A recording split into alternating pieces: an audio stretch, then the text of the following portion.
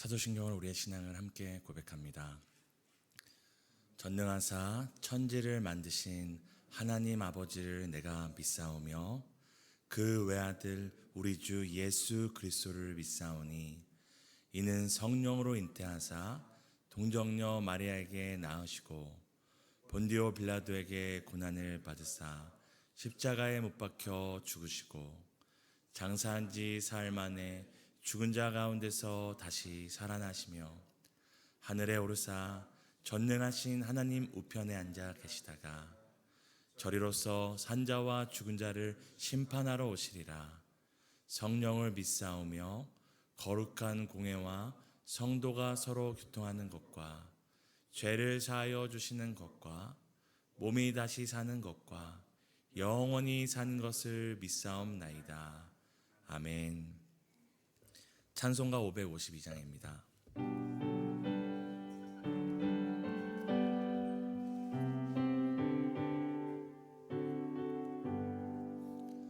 아침 해가 돋을 때 만물씩 선하여라. 나도 세상 지낼 때에 햇빛 되게 하소서. 주여 나를 도우사 세월 어서 안고서 어두운 세상 지낼 때 햇빛 되게 하소서. 새로운 광음을 보람 있게 보내고 주의 일을 행할 때에 햇빛 되게 하소서. 주여 나를 도우사 세월 어서 안고서 어두운 세상 지낼 때 햇빛 되게 하소서. 한 번 가면 안 오는 빠른 광음 지날 때 귀한 시간 바쳐서 햇빛 되게 하소서. 주여 나를 도우사 세월 어서 안고서 어두운 세상 지날 때 햇빛 되게 하소서. 밤낮 주를 위하여 몸과 마음을 드리고 주의 사랑 나타내 햇빛 되게 하소서. 주여 나를 도우사 세월 어서 안고서 어두운 세상 지날 때 햇빛 되게 하소서. 아멘. 예레미야서 16장입니다. 구약성경 예레미야 16장 14절에서 21절 교독하시고 마지막 21절은 함께 읽도록 하겠습니다.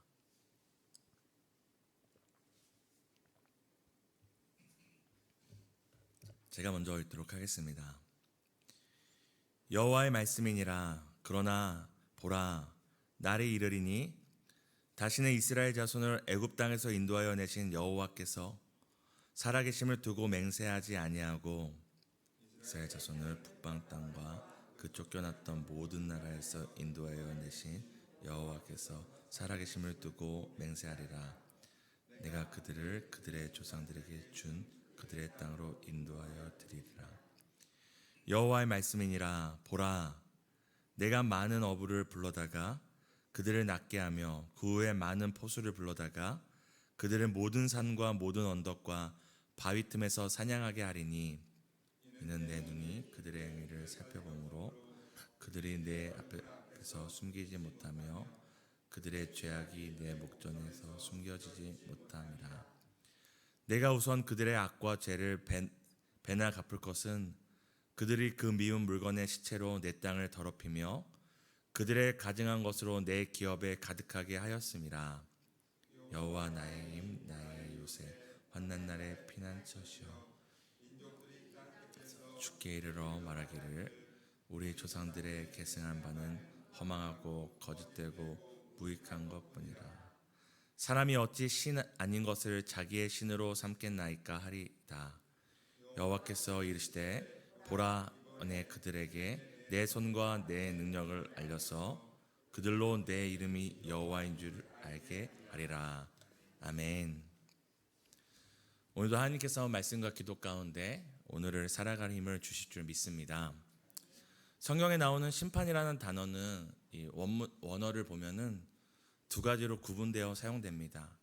한 가지는 하나님께서 죄에 대하여 판단하시고 벌하시는 이 저지먼트, 영어로 이제 저지먼트라는 의미로서 죄에 대하여 판단하시고 벌하시는 의미로서의 심판으로 쓰일 때가 있고요. 또 다른 의미는 믿음과 순종으로 살아간 이들에게 상급을 주시는 심판, 이제 어워드라고 해서 저희가 연말이 되면은 뭐 연예 대상 무슨 대상 하잖아요. 근데 하나님의 뜻대로 살아간 자들에게 상급 주시기 위해 하시는 심판의 의미로서 이제 다르게 쓰일 때가 있습니다. 근데 앞서 말씀드렸던 이 저지먼트, 하나님이 죄에 대하여 판단하시고 벌하시는 이 심판은 또 다른 두 가지로 의미로 쓸 때가 있습니다. 첫 번째는 하나님께서 그 심판 자체를 목적에 두셔서 죄인들을 벌하시고 이제 영원히 이제 그 형벌 가운데, 그 고통 가운데 두시는 심판으로 쓸 때가 있고요. 또 다른 심판은 심판 자체가 목적이 아니라 회복을 위한 심판, 회복이 목적인 심판으로 쓰일 때가 있습니다. 그래서 성경에서 다른 표현으로는 이것을 징계라고 쓰기도 합니다. 우리가 어제 살폈던 것처럼 하나님께서 예레미야에게 혼인을 금하시고 장례와 잔치에 참여하지 말라고 말씀하실 만큼 이 유다 백성에게 임한 하나님의 심판은 결혼도 무의미해지고 사람의 죽음도 무의미해질 정도로 어떤 잔치 자리도 무의미해질 정도로 두렵고 떨리는 심판일 것이고, 그리고 반드시 임할 심판임을 하나님께서 끊임없이 말씀하고 계십니다. 그런데 하나님께서 끊임없이 예레미야를 통하여서 심판이 임할 것이다, 너가 결혼할 필요가 없을 정도로, 그저 몇 사람의 죽음을 슬퍼할 필요가 없을 정도로 다수에게 죽음이 임하는 그 하나님의 무섭고 두려운 심판이 임할 것이다 라고 심판을 분명하게 선언하고 계시지만, 이 예레미야서 우리가 쭉 살펴보면 중간중간 하나님께서 이 회복이라는 그 쉼표를 찍고 계십니다. 심판이 임한다. 근데 심판이 마침표가 아니라 심판이 임하지만 이 회복이라는 쉼표를 찍으시면서, 그러나 오늘도 보면 뭐라 말씀하십니까? 그러나 날이 이르리니. 하나님께서는 예레미야에게 심판도 분명한 것이지만 중간중간 회복의 약속을 통하여서 예레미야를 안심시키십니다. 그러면서 이 심판은 심판이 목적이 아니라 심판을 통한 회복이 목적임을 끊임없이 상기시켜 주십니다. 16장 15절 우리가 한 번 더 읽었으면 좋겠습니다. 함께 읽겠습니다. 이스라엘 자손을 북방 땅과 그 쫓겨났던 모든 나라에서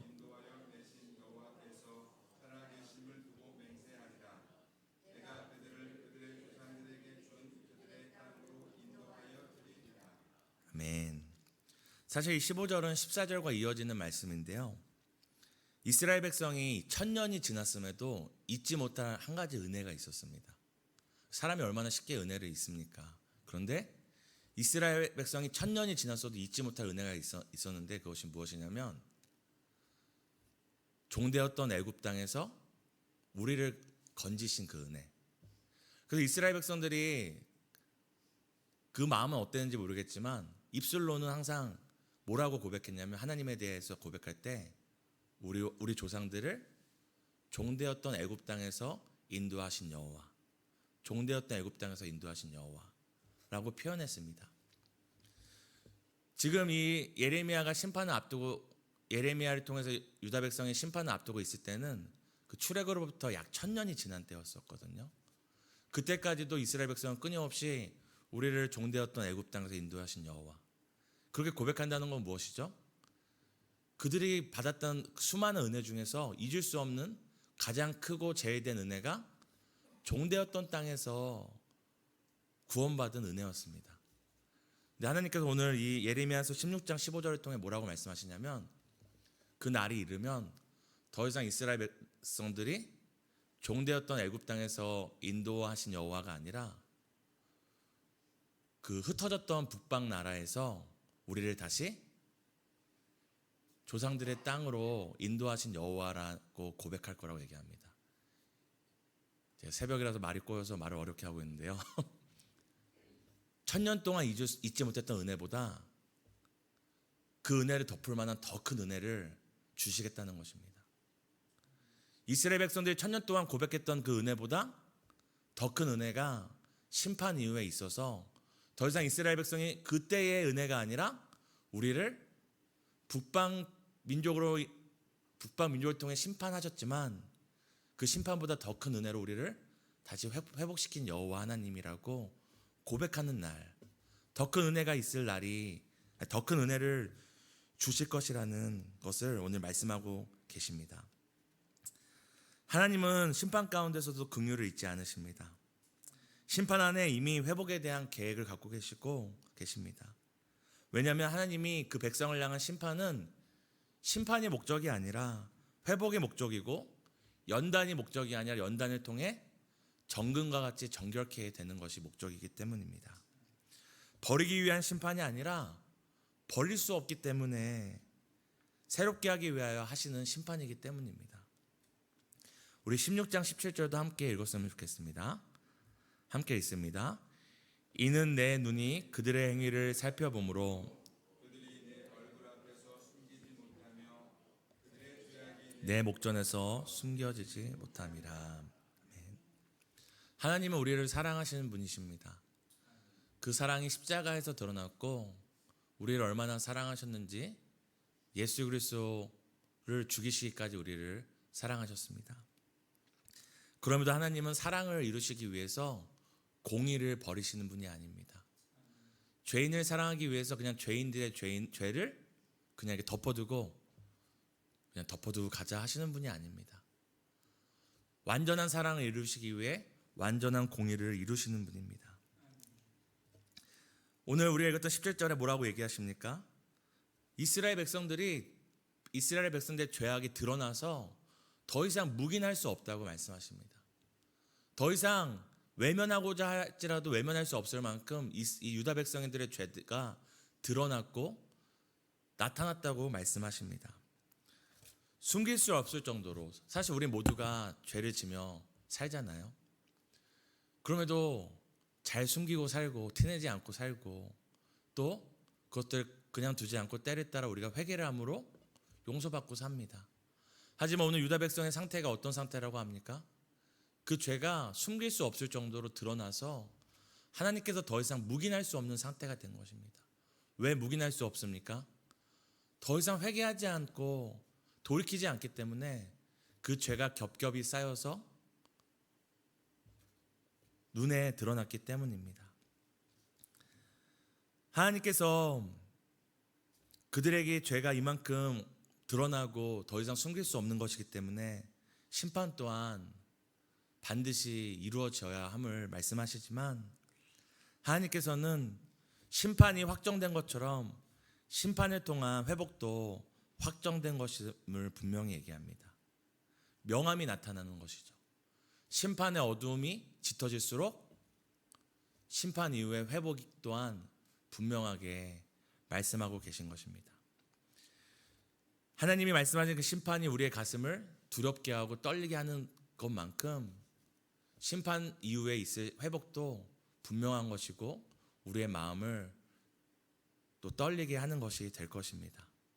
우리 19장 16장 19절에서 20절도 함께 읽겠습니다. 여호와 나의 힘 나의 요새 환난 날에 피난처시며 민족들이 땅끝에서 죽게 이르러 말하기를 우리 조상들의 계승한 바는 허망하고 거짓되고 무익한 것뿐이라. 사람이 어찌 신 아닌 것을 자기의 신으로 삼겠나이까 하리이다. 네. 20절까지입니다. 지금 하나님께서 회복이 있을 것이다 말씀하시고 그 다음에 뭐라고 또 말씀하시죠? 그럼에도 내가 이스라엘 백성들의 이 죄를 묵인할 수 없기 때문에 심판이 있을 것이다 말합니다. 근데 갑자기 예레미야가 그 말씀을 듣고 하나님을 찬양합니다. 여호와는 나의 힘, 나의 요새, 환난 날의 피난처시다. 회복의 메시지 이후에 분명히 하나님께서 죄에 대하여 심판하신다고 말씀하셨는데 왜 예레미야는 갑자기 하나님을 찬양하는 것일까요? 다시금 심판의 목적을 깨달았기 때문입니다. 다시금 이 심판이 우리를 죽이시고 버리시기 위한 심판이 아니라 우리를 어떻게든 깨끗게 하시고 새롭게 하시고 살리기 위한 심판임을 깨달았기 때문입니다. 우리가 읽었던 19절 그리고 20절에 보면은 어떤 말이 있냐면 이스라엘 백성들이 이런 고백을 할 거라고 얘기합니다. 우리가 쫓았던 우상들과 우리가 사랑했던 이 모든 것들이 거짓되고 헛된 것이구나. 심판을 통해서 이스라엘 백성들이 전에는 우상을 사랑하고 자신들이 사랑하고 믿었던 것을 쫓았던 그 인생들이 어떤 고백을 하게 될 거라고 말합니까? 우리가 섬겼던 우상은 헛된 것이고 우리가 사랑하고 의지했던 것은 헛된 것이구나라고 비로소 헛된 것과 우리가 영원히 의지해야 될 하나님의 그 존귀함을 깨닫게 될 것을 예레미야는 보게 된 것입니다. 이 심판이 우리를 살리는 심판이구나. 이 심판이 우리를 도울 힘 없는 우상을 섬겼던 우리의 그 우상 숭배에서 우리를 살릴 심판이구나 깨달았기에 예레미야는 오늘 이 심판을 우리에게 행하시는 하나님을 향하여 하나님이 우리의 힘이시고 우리의 요새시고 우리의 환난 가운데 피난처 되심을 고백하고 있습니다. 그리고 16장 21절은 이렇게 얘기합니다. 여호와께서 이르시되 보라 이번에 그들에게 내 손과 내 능력을 알려서 그들로 내 이름이 여호와인 줄을 알게 하리라. 하나님께서 이 예레미야를 통해서 뭐라고 말씀하십니까? 여호와께서 이르시되 보라 이 심판을 통하여서 그들로 하여금 내 이름이 여호와인 줄을 알게 하겠다라고 말씀합니다. 유다 백성 중에 하나님의 이름을 모르는 사람이 있었을까요? 모두가 여호와 하나님을 고백하며 살았습니다. 하나님께서 이 심판을 통하여 이 회복을 통하여 다시금 그들에게 무엇을 깨닫게 하시겠다고 말씀하시나요? 하나님께서 여호와 되심을 여호와가 여호와 되심을 다시금 알게 하시겠다고 말씀하십니다. 하나님의 심판을 통하여 하나님의 하나님 되심을 몸소 경험하게 될 것이기 때문에 하나님을 바르게 할 때에 모든 사람들은 이렇게 고백하게 됩니다. 하나님은 정말 하나님 되십니다. 하나님은 정말 우리의 여호와 하나님이 되십니다. 사랑하는 성도 여러분, 하나님은 우리를 사랑하시지만 우리에게 주시는 사랑이 참된 사랑이 되기 위하여 우리에게 공의를 행하십니다. 자녀이기에 징계의 심판을 행하십니다. 하나님의 사랑이 우리의 죄를 어떻게든 피하고 가리는 것이 아니라 때가 되면 우리를 정결케 하기 위하여 우리를 더 자녀되기 위하여 이 징계의 심판을 통해 우리를 연단하시고 또 우리를 고통과 슬픔 가운데 두실 때가 반드시 있습니다. 그러나 우리가 징계의 심판 가운데도 잊지 말아야 할 것은 이 징계는 우리를 죽이고 버리기 위한 심판이 아니라 예수 그리스도의 피값 주고 산 자녀이기에 예수님의 그 피값을 주고 산 자녀이기에 절대로 버릴 수 없어서 우리에게 주시는 시련과 고통과 아픔의 징계임을 우리는 기억해야 합니다. 이 징계의 목적과 종착지는 고통이 아니라 회복이고 새로워짐이고 더 큰 은혜를 경험하기 위한 과정입니다. 내가 사랑하고 의지했던 세상의 모든 것이 헛됨을 알고 정말 하나님이 나를 사랑하시는구나. 하나님 외에 다른 이름은 없구나. 그 모든 것을 깨닫게 되는 과정임을 기억하시기 바랍니다. 심판조차도 하나님의 은혜를 경험하고 다시금 자녀다워지기 위하여 사용하시는 그 하나님의 사랑을 깊이 경험하는 우리의 모든 삶 되시길 예수님의 이름으로 축복합니다. 우리가 세 가지 놓고 함께 기도했으면 좋겠습니다. 첫 번째는 하나님의 징계 가운데 그 뜻을 알고 돌이켜 회개하여 회복을 경험하게 해달라고 기도하시겠습니다. 우리 두 번째는 나의 힘 나의 요새 환난 날의 피난처이신 여호와 하나님께로 날마다 돌이키게 해달라고 기도하겠습니다. 오늘 교회가 함께하는 기도는 시니어 1녀 다락방을 위한 기도입니다. 서로 사랑하며 긍휼의 마음을 갖게 하시고 서로의 힘이 되게 해달라고 우리 함께 기도하시겠습니다.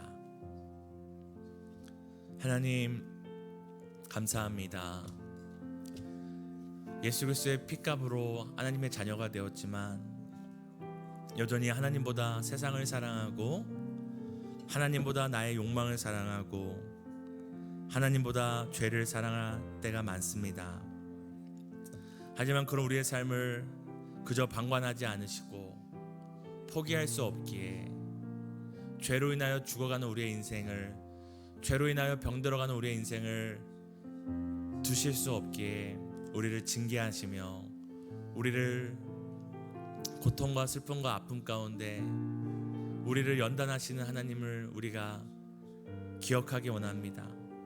하나님, 심판이 목적이 아니라 징계가 목적이 아니라 이를 통하여 우리를 더 자녀답게, 더 하나님의 사랑받는 사람들답게 만들어 가심을 믿습니다. 하나님, 날마다 세상의 헛된 것들을 의지하지 않고 세상에 내가 사랑한 것을 의지하지 않고 나의 힘이 되신 여호와, 나의 요새가 되신 여호와, 나의 환난 날의 피난처 되신 여호와를 의지하며 살아갈 수 있도록 도와주세요. 하나님, 오늘 시니어 1녀 다락방을 위해 기도합니다. 서로 사랑하며 긍휼한 마음으로 섬길 수 있도록, 서로가 서로에게 힘이 될 수 있도록 주님 날마다 이끌어 주시길 소망합니다.